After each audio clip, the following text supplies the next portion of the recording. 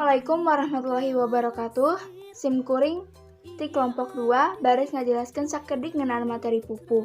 Nu anggotana nyaeta Wastapun Mega Sri Rahma nu baris ngajelaskeun ngeunaan wangunan pupuh, guru wilangan, sarta guru lagu. Salajengna aya Sintaningrum nu baris ngajelaskeun ngeunaan bagian-bagian pupuh. Nu tuluyna disebutkeun macem-macem pupuh ku Eha Maftuha. Nu akhirna dicontohan cara ngahalangkeun pupuh Mas Kumambang ku Fitri Yohaeni. Langsung wae ka materi nu kahiji, pupuh teh mangrupa wangun ugeran atawa puisi nu kauger ku guru wilangan sarta guru lagu. Naon ari guru wilangan sarta guru lagu teh? Guru wilangan mangrupa patokan jumlah pada lisan dina unggal pada sarta lobana engang atawa suku kata dina unggal pada lisan. Sedangkan guru lagu mangrupa patokan sora vokal dina unggal tungtung pada lisan atawa dangdingdungna sora vokal dina engang panungtung.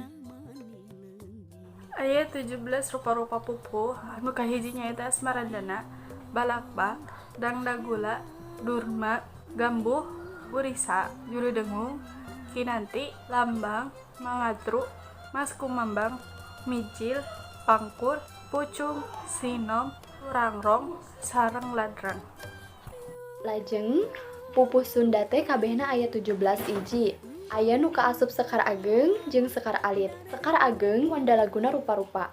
Sekar Alit wandalaguna ngan sarupa. Anu kaasup kana Sekar Ageng nyaeta aya kinanti, sinom, asmarandana jeung dangdanggula atawa sok disebut oge KSAD.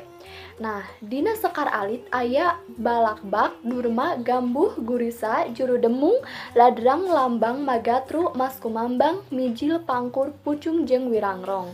Nah, unggal pupuh miboga ugeran guru wilangan jeung guru lagu sarta watek sewang-sewangan. Anapun karangan pondok dina wangun ugeran anu diinggit make patokan pupuh disebutna teh guguritan atawa dangding. Kecap gurit asalna tina basa Sanskerta nyaeta gret anu hartina nyusun karangan. Kecap ngagurit miboga harti anu sarua jeung ngadangding nyaeta nuduhkeun kana pagawean ngareka atawa nyusun karangan winangun dangding atawa pupuh.